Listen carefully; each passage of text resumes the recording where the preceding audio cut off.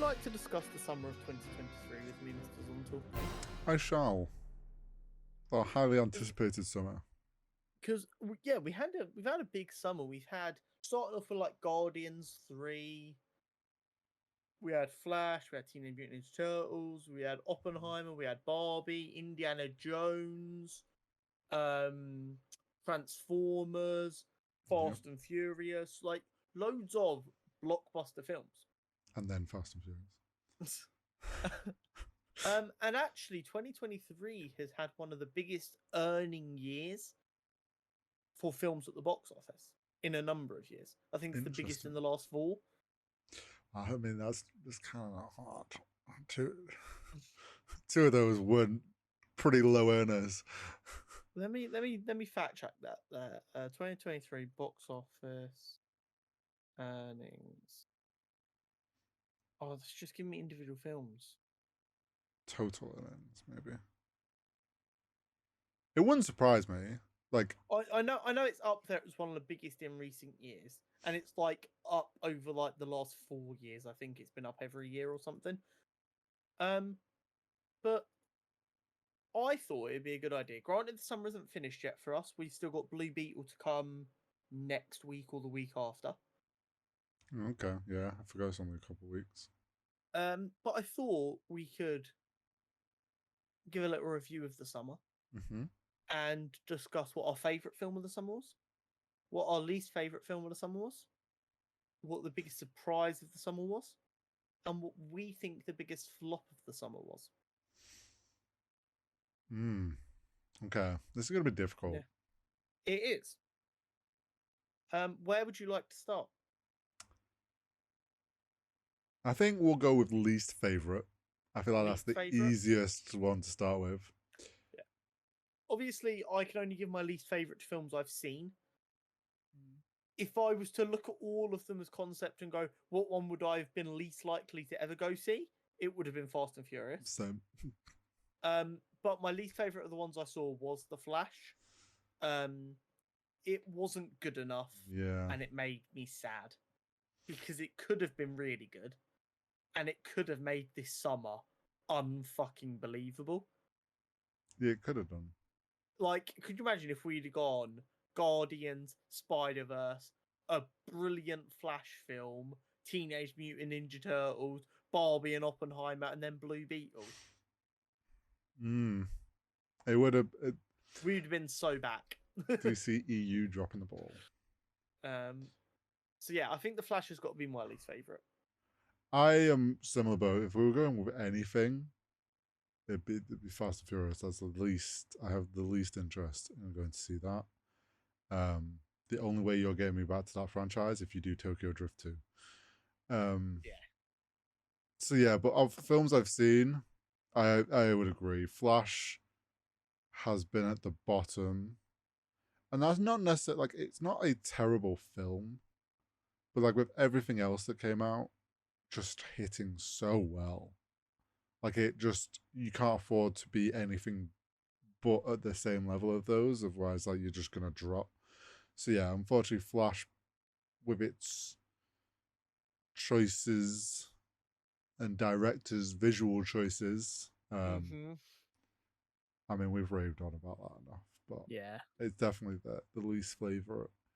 And I'd be tempted to even say possibly the biggest flop as well. So, well, I mean, it's a perfect way to move on to that. I had it as a kind of tie. Okay. Between The Flash and Indiana Jones. Because Indiana Jones made a whole big stink, made lots of noise about how it was going to be Harrison Ford's last film. Harrison Ford even showed emotions on the press tour because he just loves Indiana Jones so much.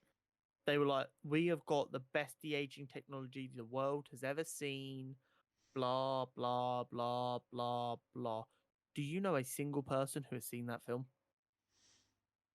I was just thinking then, I don't even know, like, I don't recall anyone talking about that film.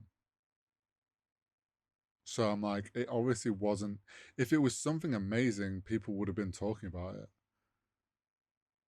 So I actually don't know anyone that's seen that film. What was it even called? Dial of Destiny?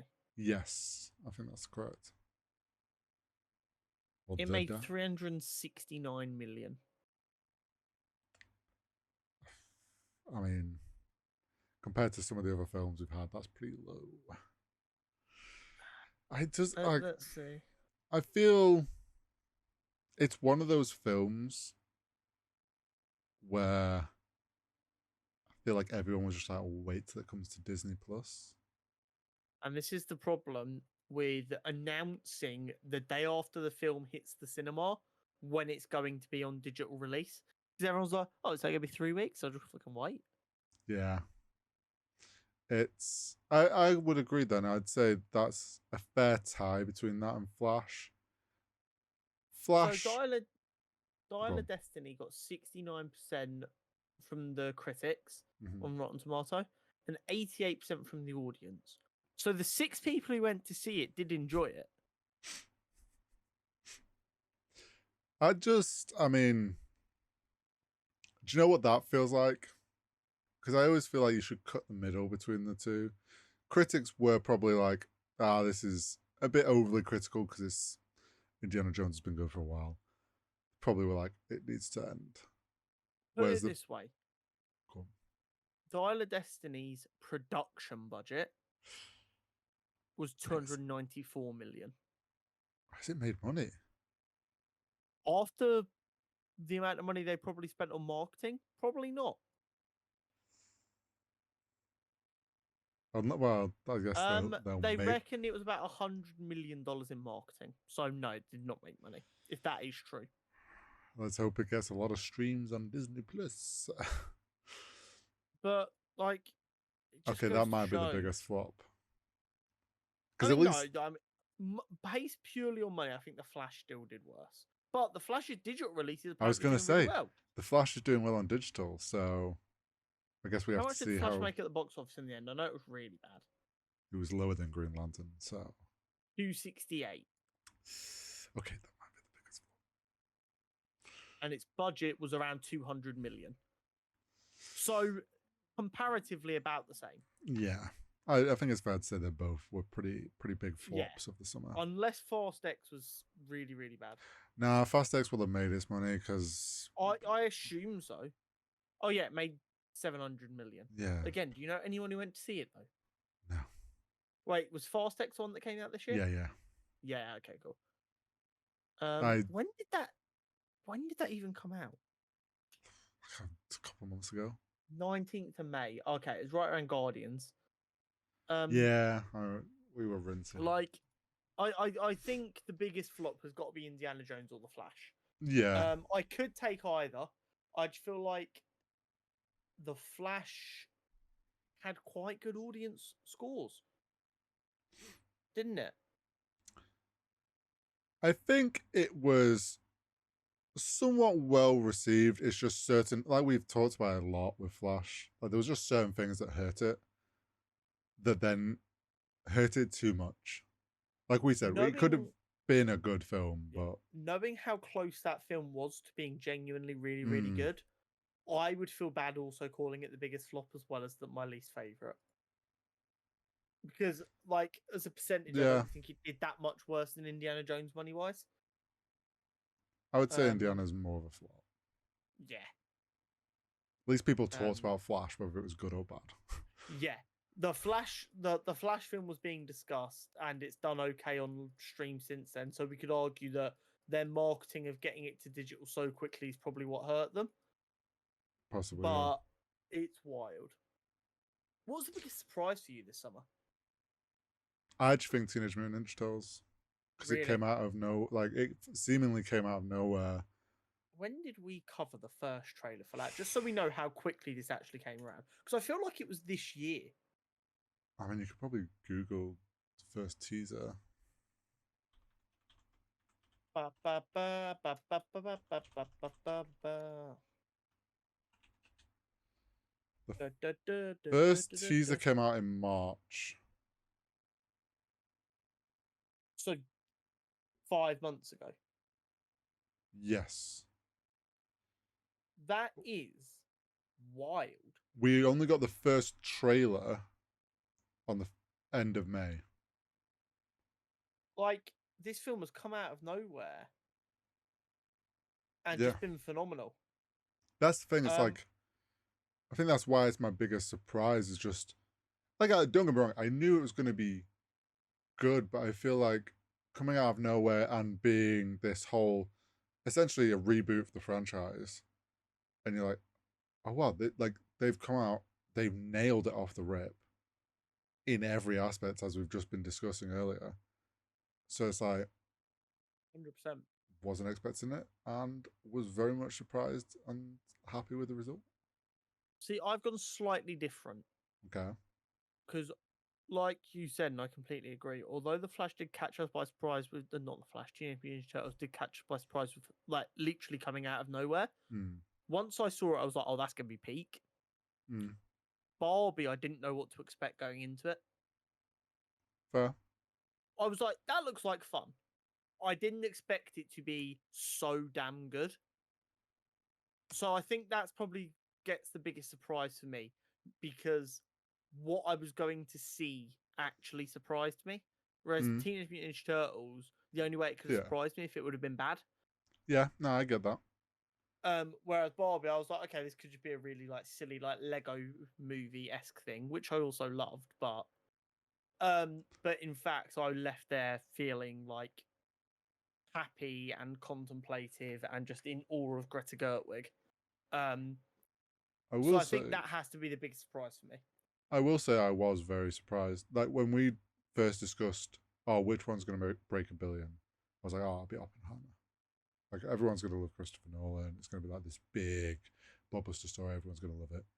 Was very surprised that it actually Bobby just fucking blew the fuck up. Just dominated, Yeah. dominated. Um, and I mean, having seen it, I can absolutely see why. I'm sure loads of people went to see it 2 and 3 times because it's fucking phenomenal. And like I said to you, and I'm not sure if we discussed it on here, going to the cinema and seeing like a mother and her teenage daughters or her adult daughters or her children daughters all dressed up in pink, having a girls' day out, getting ready to see Barbie was fucking awesome. Well, yeah, that's what cinema's It was about. like so good. It's exactly what cinema's about. Yeah. Um, and I mean, the film itself does not miss, so No. you can't go wrong. Now, are you ready for the hardest choice? Favorite. Your favorite? I say hardest, but I feel like I already know what yours is. I've absolutely caved to recency bias, and I'm calling it Teenage Mutant Ninja Turtles. Oh, I'm that is not. absolutely, and I'm willing to accept that it's probably me caving to recency bias, but there is also a big off-film factor that I think is helping. Oh. It has come out since the the animators for across the Spider Verse weren't treated great. Whereas at the minute, it's looking like the animators for the Teenage Mutant Ninja Turtle movie were treated very well. I'm I'm surprised. I fully thought you were going to stick to your guns with Spider-Man because It was Spider-Man. between them two.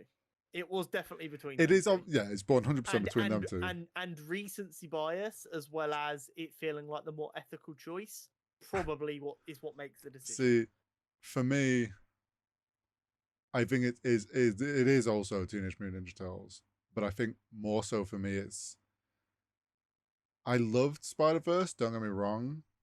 I knew Spider Verse was gonna slap, and I knew Teenage Mutant Ninja Turtles was, but it was more unknown, I guess. You knew Spider Verse was going to be peak 18 months ago. Yeah. You didn't know Teenage Mutant Ninja Turtles existed until 5 months ago. And I think I actually think because Spider Verse was the second one and it was starting to go into essentially a more serious tone of the story, like what he's dealing with, whereas Teenage Mutant Ninja Turtles is just it was just a fun film. Like it's just like everything you could want from that 100%. franchise, and it's like it being like the first and the reboot of a franchise we both loved growing up. It's just like, and it all like felt like it worked perfectly. All the new casting, the voice actors, and like the little details, and with you saying like the artists, and I very much love this art style. I think it's very creative. and the soundtrack was great. I love the soundtrack, and it's just like all those things together. It's just like I can't. Teenage Mutant Ninja Turtles was just way more Do you know what I fun also and think enjoyable. might hurt Across the Spider Verse? Oh, the delay. No, no, Oh, it's not. It's not like a bad thing. I just think what's going to hurt it in like people's esteems. mm. We have been eating good for Spider-Man content for about 10 years now. Mm. Like consistent Spider-Man content, which then unfortunately devalues it slightly. Because even if there's a bad one, there's another one next year. Yeah.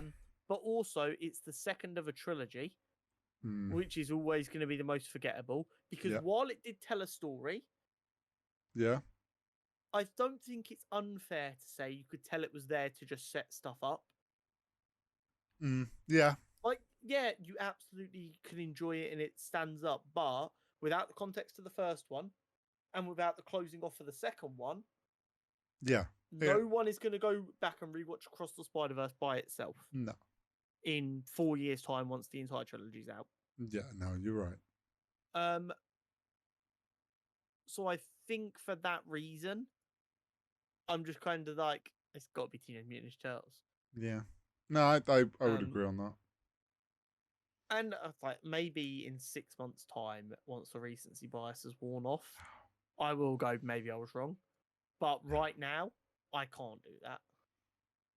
And I mean, there is still a chance of how excited I am for Blue Beetle Blue Beetle that might come out. might get another dose of recency bias. Yeah, I very, very possibly will come in next week. I'm like, I was wrong. Teenage Mutant Ninja Turtles is trash. Blue Beetle for gold. Not possible. But yeah, it was a good summer. I'm It very was a excited good to wrap summer. it up with Blue Beetle next week. Yeah, it's gonna. I'm very interested to see the future of Blue Beetle as well. We've talked about it a few times, but be I'm interested to seeing see. more and more set photos of him in the full suit, and I'm like, my god, that suit is peak. Does look good.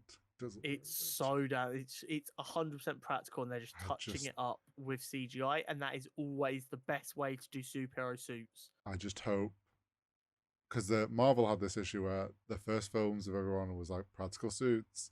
Then they were like, "Oh wait, we'll just switch it to CGI in later films." I hope they stick it out. If the character comes It's back, like worth it's it. always just practical. I mean, Deadpool's proven that.